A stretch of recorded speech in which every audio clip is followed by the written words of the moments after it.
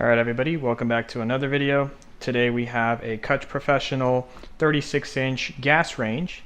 Gas on top, broiler is gas, and also the bake is gas.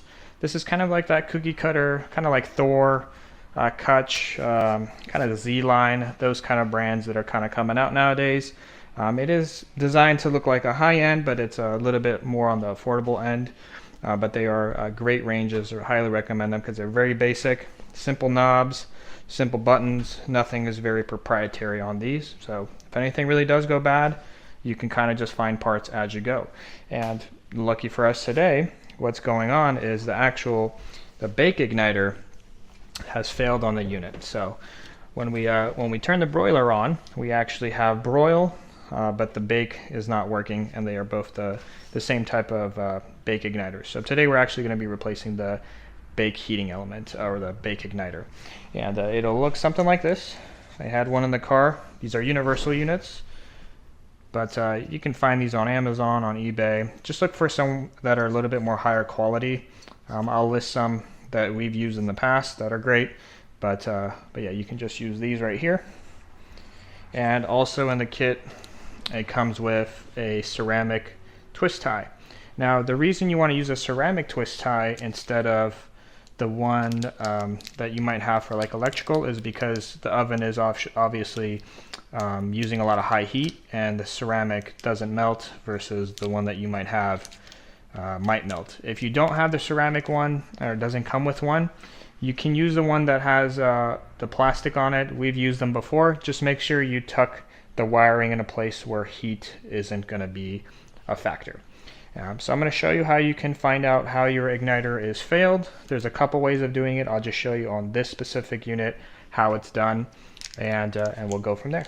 What we're going to do here is we're going to first take off all of the racks. So this repair is going to be very similar to pretty much any gas range that will have an igniter, and we're just going to pull these out just like so.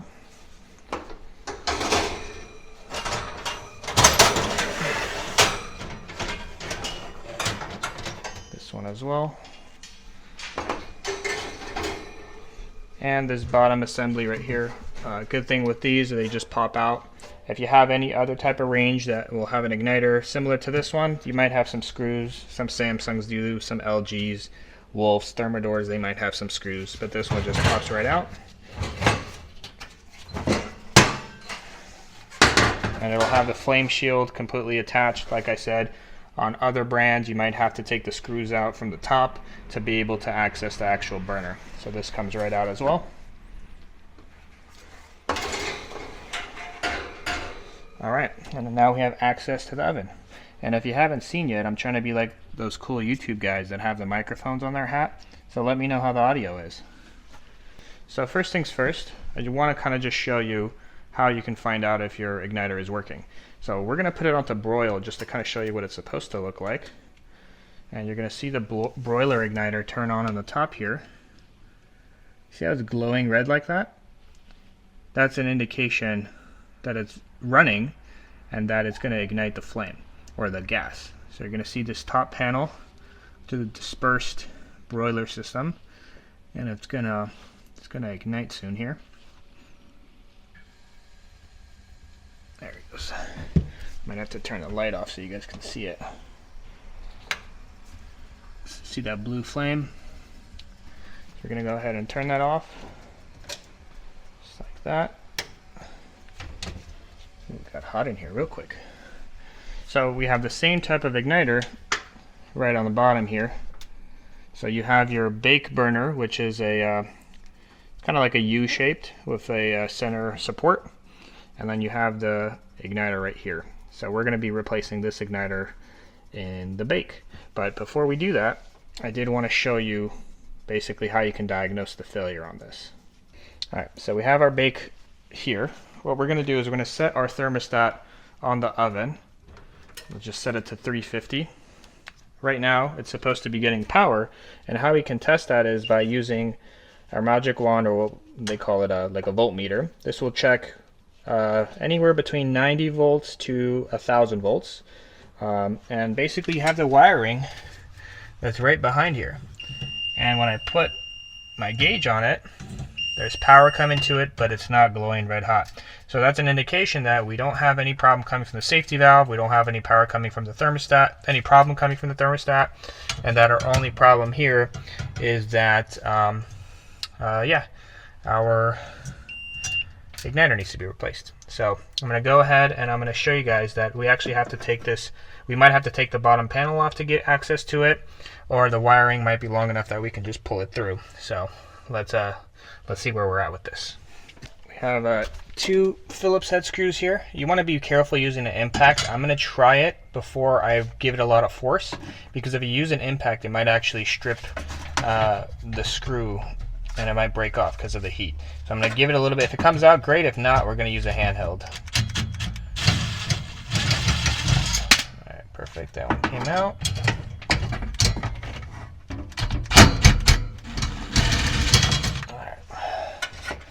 And it looks like there's been a repair done here before, because I don't know. Actually, no, maybe there hasn't been. I mean, the client said there seemed like there was a repair done before, but and this comes right out like this. We're gonna give the wiring just a little tug here to see if it'll come all the way out. Okay, so we do have a little bit of room here, but not a lot. So, you know, the wires do come out a little bit, but it's not enough for us to do work here comfortably. So I'm going to actually show you how you can take the front cover off on the front of the unit, so we can do a bit of a easier repair here. You can see there is a hot spot right here, and let me grab my other flashlight so you guys can see a bit better. So, you know, this is a bit of a concern. You know, I don't see full penetration here, but yeah, when the unit is running, it might be creating a hot spot on the igniter. That might be one reason why it could have failed, but again, right now I don't see super concerned reason to have to replace this, but in the future, if there is any further issues with this burner tube here, we definitely might be looking into replacing it. But right now it looks okay. There's a little bit of swelling, but it's not super serious. But I'll bring you guys to the front of the unit here, and then I'll show you how to get access to this back compartment here where all the wiring is. Alright, so we have our bottom assembly here, and this is basically where all the wiring and all the gas valves and all that kind of stuff is kind of going to be underneath here.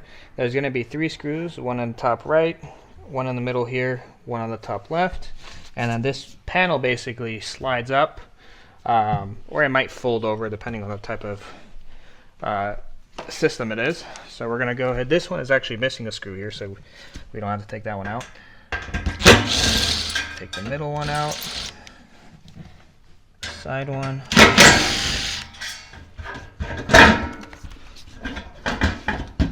That middle screw still stuck. Alright. So someone's definitely been in here before, because like I said, that other screw is missing. Put this aside over here. And I'll take our 2 screws and set it aside as well. Yeah, so you can tell that someone's done a repair here, because you can see that they've twist tied. So they used ceramic twist ties before, and looks like they did a repair here. So, you know, this is a decent repair. Might want to put a little bit more tape on there, just because sometimes what happens is when you just twist them and you don't put some tape around them, it actually might spark and might arc onto the actual metal here. So I'll bring you guys closer. Right through the inside of the actual ceramic twist tie, you might, you know, it might touch the top of the metal here, or it might touch the casing over there, and it can spark. So just to keep something in mind, I see that they try to put some tape on here, but just, you know, be generous with the tape. You don't have to be liberal with it. You know, get as much as you can on there and keep it really tight. The remainder of the casing down here is going to have your actual safety valve. This is basically what's going to tell the igniter that it's fully on, and it's going to tell the safety valve to open up to start sending gas to the actual burner. So sometimes these fail as well. Sometimes the actual hot surface igniter will not be the issue. It'll actually be this this will fail and the gas will not flow, and you won't have gas flow. So it won't actually even be a igniter issue. So this wire right here goes to the safety valve. So if there's basically nothing coming to this, then you might look at it that way and say, okay, that's why the safety valve's not opening. This one comes from the actual thermostat, or then in some instances it might be a control board, but this unit doesn't have a control board that actually sends power. It's the thermostat. So take a look at these wires, trace them back if you're seeing that it's not the actual igniter that's having the problem here.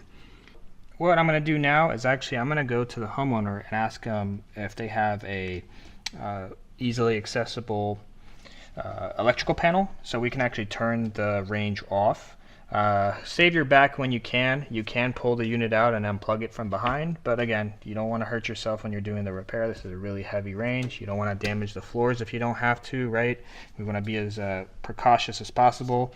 They do have rubber little booties on the actual legs here, but still there might be a piece of dust or something underneath it, and the homeowners looks like they did a recent renovation here, so we don't want to damage the floors. We don't want to we just want to do the job right. So we're going to go ahead and before we do any electrical work, we're going to go ahead and unplug the unit, or we're going to turn it off from the breaker. Alright, so we're going to go ahead. Got the breaker panel here. Talked with the customer, he showed me where it's at. Traced it to this GFCI, which again, it should kind of have its own designated breaker, but they wired it this way, so it is what it is. So we're going to go ahead and flip that one. And if we go back to the oven here, one easy way to check if you have power or not, go ahead and try to turn the light on or off. Go ahead and try to turn the burner off. Any spark? Great. Nothing. So we don't have to test it. And now we can proceed with our repair. So first things first, we're going to go ahead and start taking our twist ties off. Just hold the wires and just spin them off. If they don't come off easily, you just cut the wires off. It's really not that big of a deal.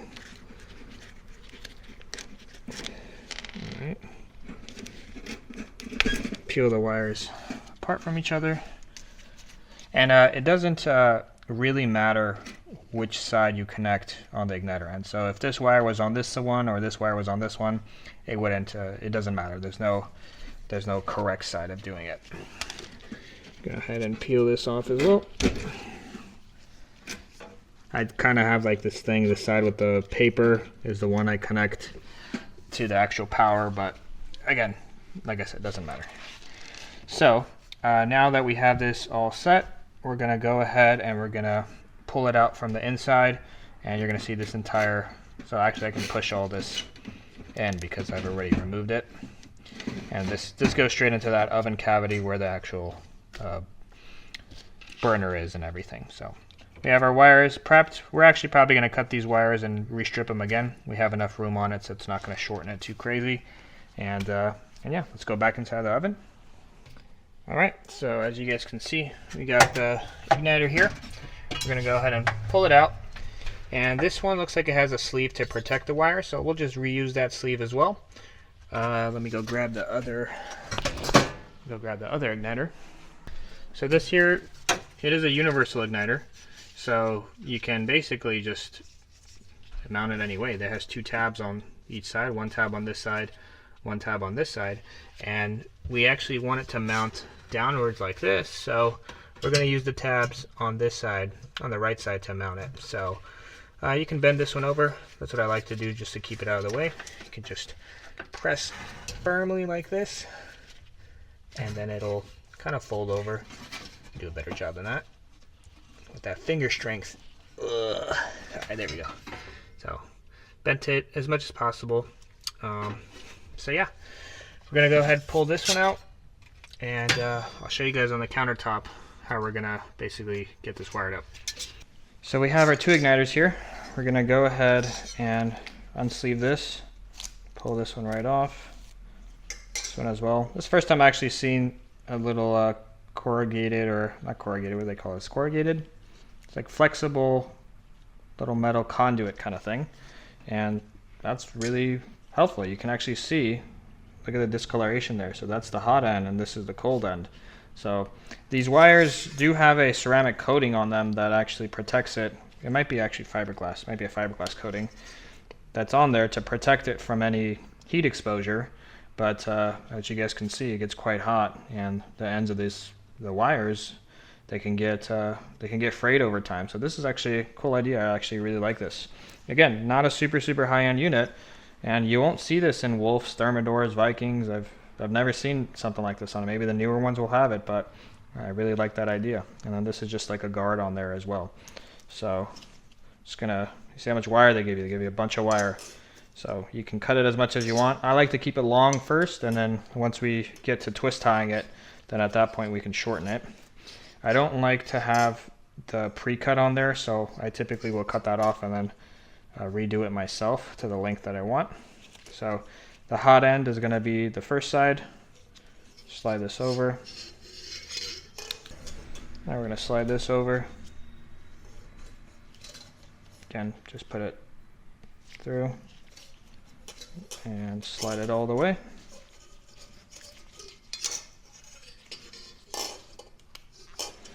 All right, so this is our new assembly, and I just kind of want to show you how fragile these igniters are. So it's a ceramic igniter, and you know, we live in San Francisco here. This is where the home is, and you know, you've heard of San Francisco, earthquakes and all that kind of stuff. So we do have a lot of seismic movement here. The kitchen here on this house is on the second floor. There's a bunch of movement just being on the second floor. That can cause a lot of vibrations, and you know, these can fail just from vibrations themselves. They can fail from heat, can fail from a lot of different things. So I'll show you on this one. You put a little bit of pressure and then it breaks just like that. So they're really delicate. Even the new one, if I put a little bit of pressure, it'll break the same way. So, you know, very fragile. There you go. All right, we're back in the oven here. We're gonna go ahead, got our new igniter. We're gonna go ahead and feed this through here.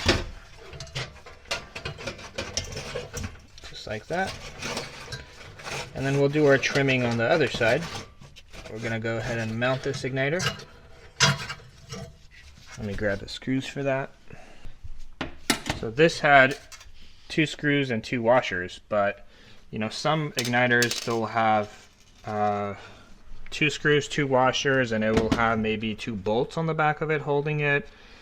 It might have another way of mounting it, so just keep that in mind. Again, this will work for, this repair video will work for a lot of different models, a lot of different brands, so don't think because this is this unit that you can't do it.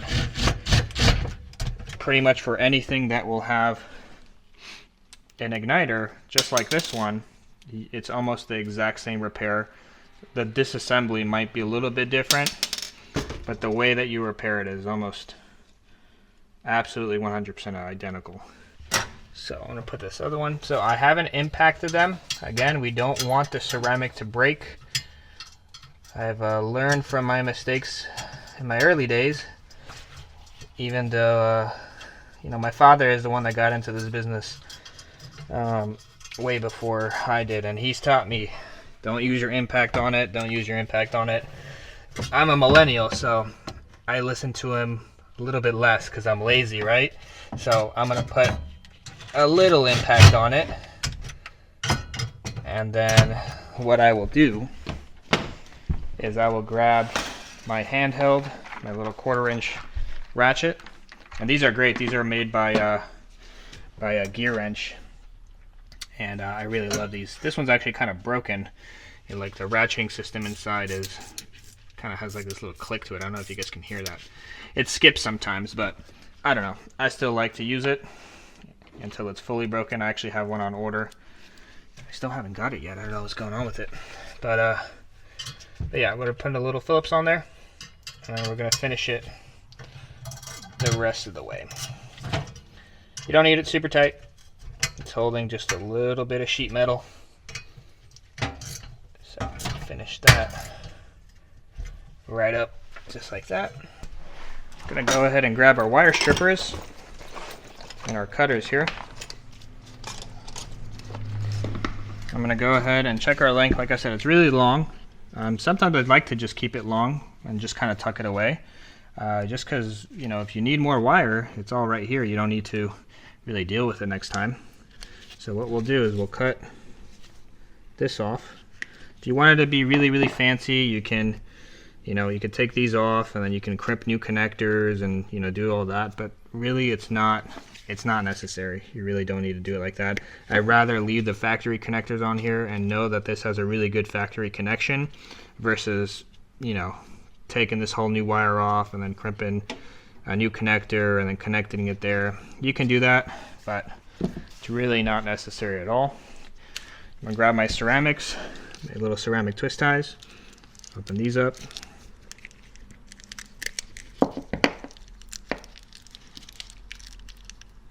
Man, it's really tight packaging. Come on.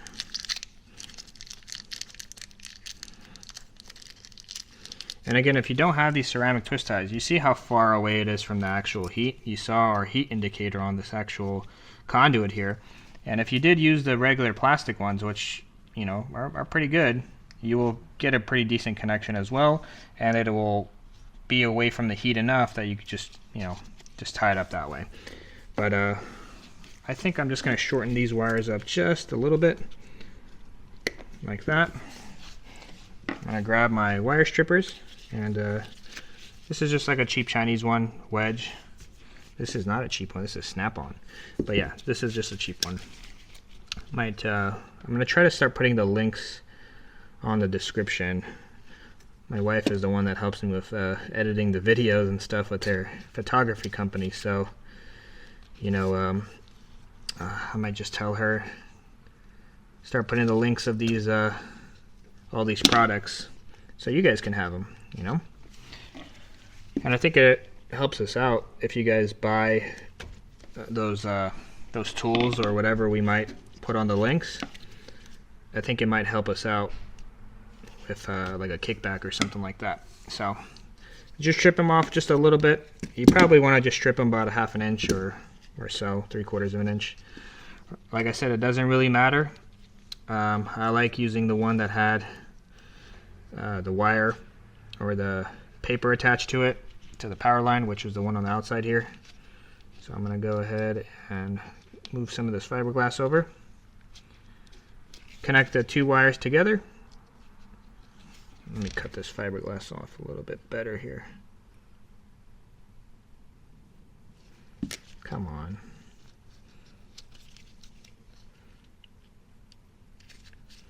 All right. Go ahead and twist these on. So you just want to hold the wire on one side, hold the two wires, and then start twisting fairly tight. You want it on there really good. Give it a couple really good twists. All right. And again, let me get the fiberglass off of this as well. And then same thing on this one. Put the connections together and then start twisting.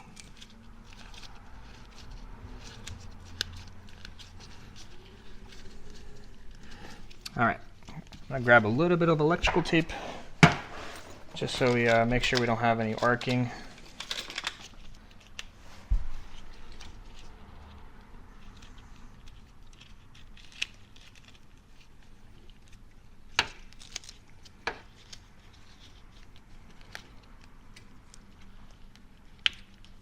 My gloves are getting stuck. It's not my best tape job. Come on. As long as you have some on the actual ceramic and then go down the wire maybe an inch or so, should be just fine. Man, come on, these gloves. Sticking to my gloves.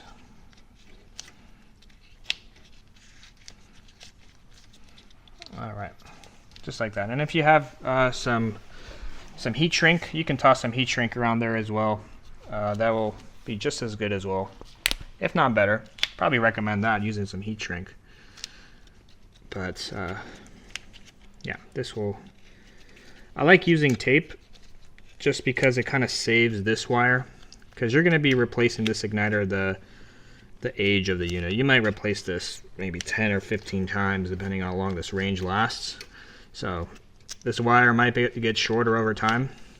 If you put a heat shrink on it, you're going to have to cut that wire off a bunch shorter. I mean, you guys saw that I barely had to do anything. But if you have, let's say, a 2-inch piece of heat shrink on there, then you're going to have to cut it off 2 inches. So that's that. We're going to go ahead and tuck these wires aside over here, just like so. And now we're going to put our front panel back on. Actually, before we put our front panel on, let's test the unit. We'll go back to the breaker panel and let's get this thing back on. Let's flip that one back on.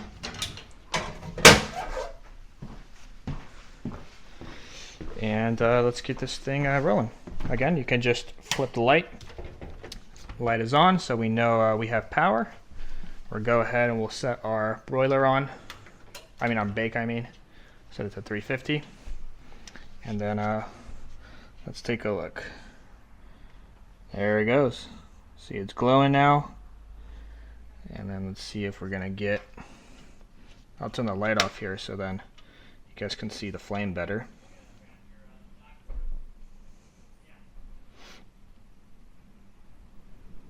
And a second now, I'm gonna call it.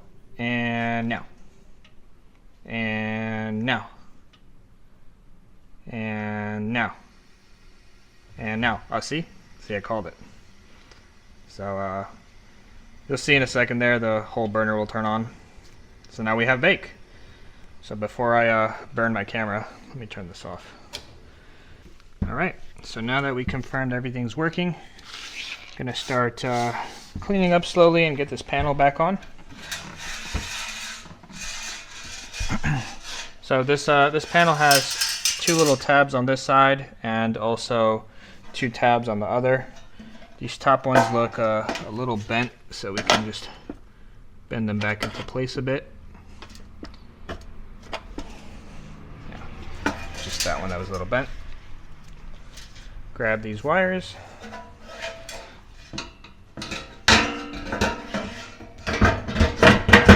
Alright, there you go. So that mounts on just like that. Oh, that corner keeps popping off, obviously, because it doesn't have screws on it. Let me see if I can get this to go down a little bit better. There we go. Alright. So, I'm gonna go ahead and put this one screw in. And then we had one more screw. And then that one will go over here. I was taking a look at the little screw on the other side. So we're missing a screw on the other side. And I could tell why they didn't put it in, because it's stripped in there. So whoever was doing repairs in the past probably stripped that one in the corner. So we're going to test it one more time, put everything back together, and then we'll be all set. So we are pretty much all set. Gonna go ahead and set the oven back on just to make sure it's turning on. While we're doing that, we'll probably just put all the covers and everything back.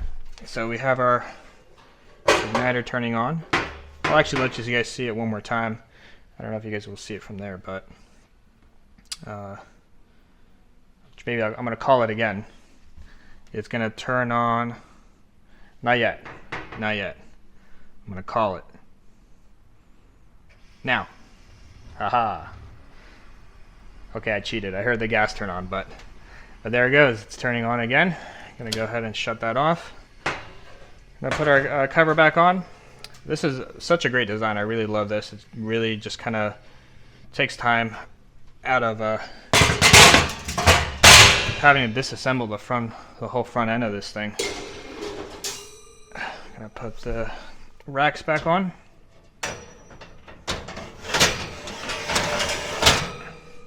Alright.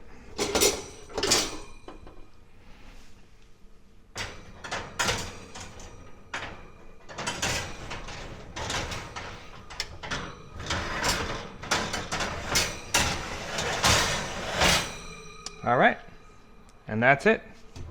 That's the repair. All right, guys. Well, if you guys like that video, you know, like and subscribe or whatever you guys do. It really helps us out.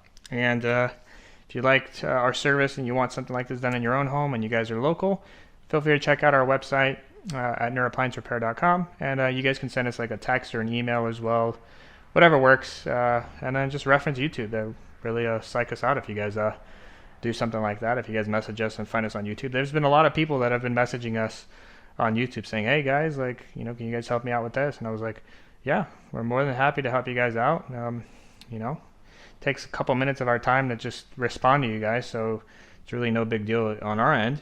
And you know, we want to help you guys out. We want to help you guys figure out what's the right way, proper way of doing any repairs in your home. Or if you're a technician and you're stuck on a project or stuck on a repair, maybe this will help you out. So again, like, subscribe, and we'll see you guys on the next one. Thank you guys so much. Oh, one other thing is, I think like 99% of you guys that actually watch our videos don't subscribe or don't follow us. That's messed up. You know, just click the subscribe button. It takes like 1 second. And yeah, have a good one.